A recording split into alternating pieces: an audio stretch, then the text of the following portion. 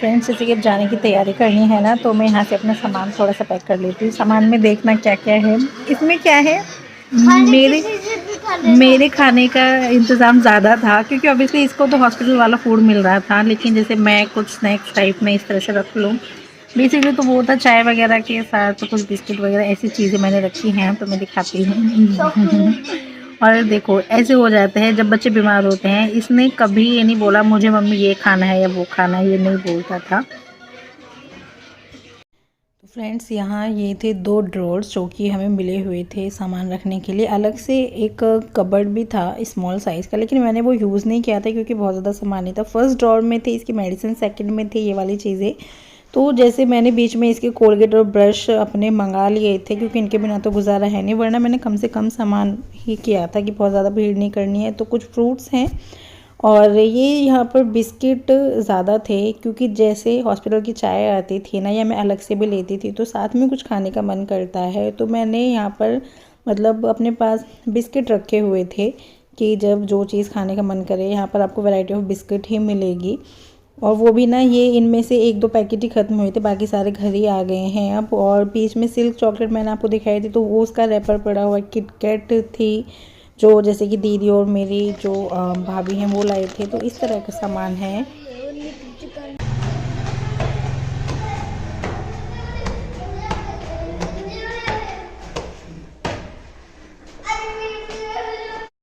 और ये हम 9th ऑफ फरवरी को घर आ चुके हैं। 4 बजे का टाइम था अराउंड। एंड ये सैनी की तो आवाज़ आ रही थी दूर से ही, और पापा जी मतलब सभी लोग खुश हो गए थे सैंडी को देख के। ऑब्वियसली बच्चे ठीक होकर आते सभी को अच्छा लगता है।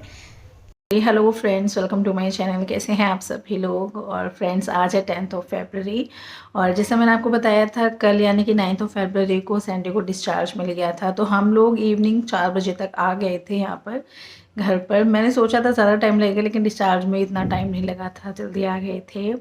और फाइनली मैं आपके कुछ क्वेश्चंस का आंसर दे देती हूँ। सबसे पहले तो थैंक यू बोलना चाहूँगी आप सभी की बेस्ट विशेज़ के लिए। आप सब ने कितने प्यार प्यार कमेंट्स किए थे इसके लिए। मतलब बहुत अच्छी अच्छी ब्लेसिंग्स सभी ने दी, तो बहुत अच्छा लग रहा था कि एक दूसरे को इतना नहीं जानते हुए भी, कोई ऐसा पर्सनल कनेक्शन नहीं है, लेकिन फिर भी आप लोग कितना अच्छा विशेज़ दे रहे थे सैंडी के लिए, तो बहुत अच्छा भी लग रहा था। प्रेयर्स जो आप लोगों ने की हैं, thank you so much. And finally वैसे मैंने बता दिया था सैंडी को क्या हुआ था, लेकिन आई थिंक कुछ लोगों ने या तो वीडियो प्रॉपर नहीं देखा, तो उनको नहीं पता कि सैंडी को हुआ क्या है। तो एक्चुअली सैंडी को लिवर इन्फेक्शन हुआ था।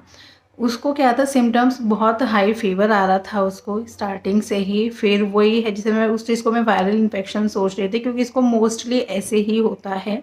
इसको फीवर बहुत तेज़ आता है, उतरता है, बहुत तेज़ आता है, उतरता है। तो उसको स्टार्टिंग में मैंने एज अ वायरल फीवर लिया, कोई और सिम्टम नहीं था साथ में।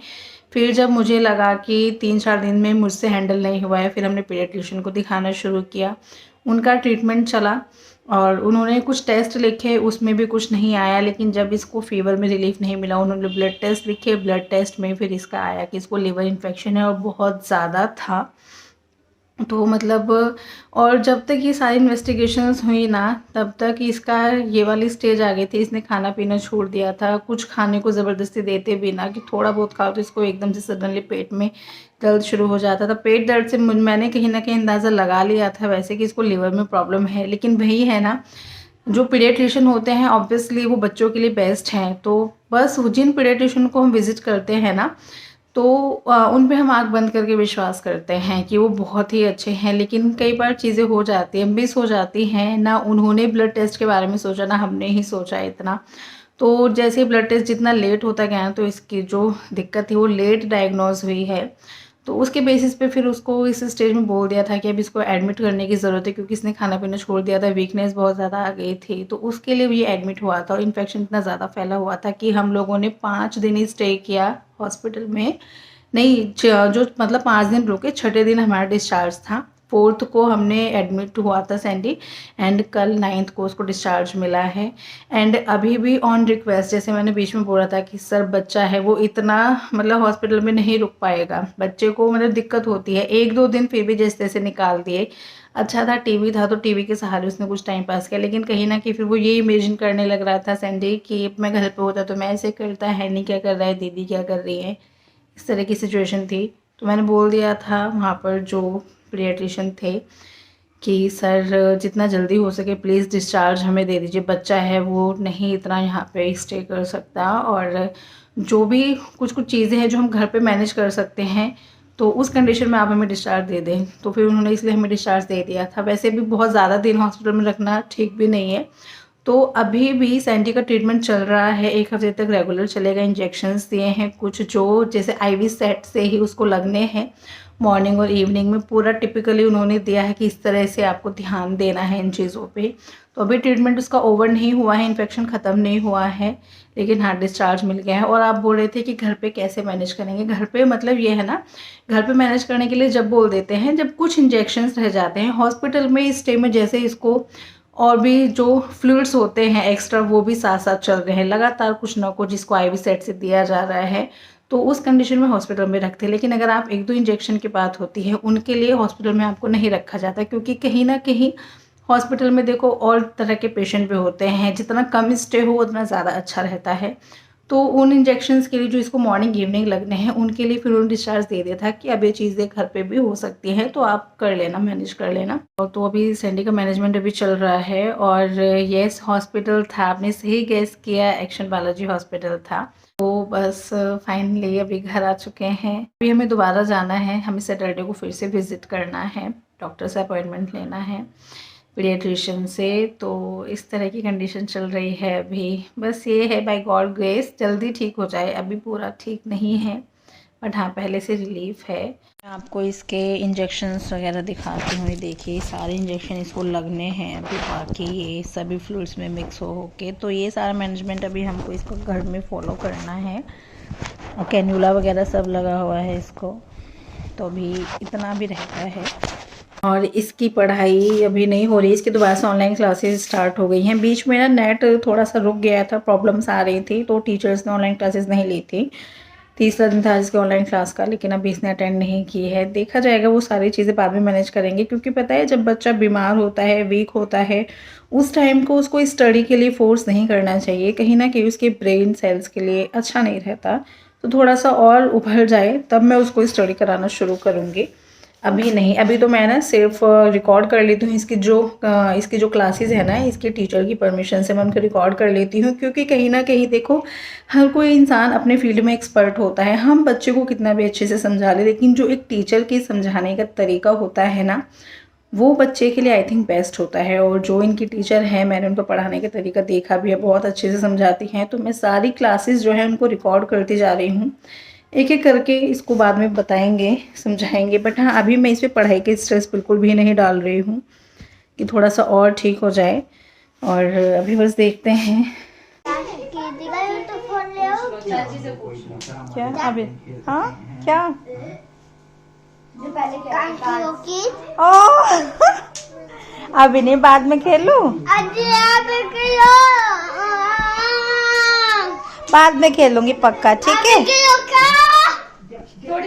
और मुक्का लो मम्मी तो। और फ्रेंड्स यहाँ पर आप सैंडी का हाथ देख सकते हैं, उसमें आईवी कैन्यूला लगा हुआ है। मतलब ये 2-3 दिन तक चल जाता है, और जब ये ख़राब होगा तब दूसरा चेंज कराएंगे। इन्हीं के थ्रू इंजेक्शंस दिए जा रहे हैं। तो इस तरह से मैनेजमेंट किया जा रहा है अभी घर पर। एक और बात जिसका मुझे आपको आंसर देना है, आप में से कुछ लोग ना बिल्कुल मतलब बाल की खाल निकालने पे लग जाते हो कि ऐसा क्यों नहीं, इस तरह से करके, है ना। लेकिन यस मेरे पास आंसर है।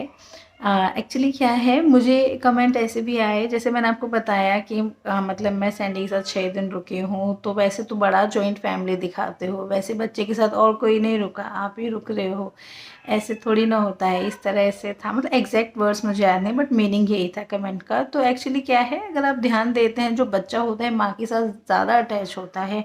और हॉस्पिटल में स्टे करने की बात आए तो और भी ज़्यादा उसको ये लगता है कि मम्मी के साथ रहूँगा। तो इस तरह की सिचुएशन थी। वरना आप खुद ही देखो, मैं लगातार कैसे रुक सकती हूँ बच्चे के साथ। अगर मैं रुक रही हूँ तो बाकी चीज़ें रुकेंगी, लेकिन बाकी चीज़ों में मुझे कोई दिक्कत नहीं है। क्योंकि अगर घर की बात करें, मेरे हस्बैंड के किसी काम की बात करें, तो मैं उन चीज़ों से बेफिक्र थी। मेरा 1% भी ध्यान नहीं जाता था इन चीज़ों की तरफ, क्योंकि यहाँ पर मम्मी जी दीदी थे हर चीज़ को संभालने के लिए। और यस बीच में दीदी ने भी बोला था, मम्मी जी बोल रही थी कि हम लोग जाएंगे, तुझे थोड़ी देर आना है, घर जाना है तो तू आ जाइए। लेकिन सैंडी रोने लगता था कि नहीं मम्मी आप मत जाना। तो बीच बीच में ही सभी लोग मिलने के लिए आते थे, लेकिन वही है, मैं उसको छोड़ के नहीं जाती थी क्योंकि वो फिर रोना स्टार्ट कर देता था। तो इस वजह से मैं ही उसके साथ लगातार 6 दिन रही हूँ, अदरवाइज ऐसा कुछ नहीं है। ये और कोई क्यों नहीं रुका, ये क्यों नहीं रुका, सबकी अपनी अलग अलग सिचुएशंस हो जाती है ना। सैंडी को मतलब मेरे साथ ज़्यादा रहना था इस वजह से। और फिर वही है ना, मैं अगर छोड़ के अपने क्लिनिक वगैरह पे भी जाती तो मेरा खुद भी मन नहीं लगता। और जैसे मैंने आपको बताया अभी स्टार्टिंग है, तो जो पेशेंट्स जिनका मेरे पास कॉन्टैक्ट नंबर था मैंने उनको बोल दिया था, इन्फॉर्म कर दिया था। और वैसे भी फिजियोथेरेपी एक ऐसा फील्ड है कि जिसमें आपको इमरजेंसी नहीं होती है, ठीक है। मतलब मैंने ध्यान नहीं दिया अभी इतना, तो यस। लेकिन अभी आज से शुरू किया है, दोबारा से मैंने ओपन किया था क्लिनिक। गैप आ गया है लेकिन कोई बात नहीं, चलता है। बच्चे के लिए ये सारी चीज़ें मैनेज करनी पड़ती हैं, ठीक है। तो होपफुली शायद आपके जो डाउट्स आ रहे थे वो मैंने क्लियर कर दिए हैं, ठीक है। तो बस आज का वीडियो यहीं एंड कर देते हैं, फिर मिलेंगे नेक्स्ट वीडियो में, तब तक के लिए बाय।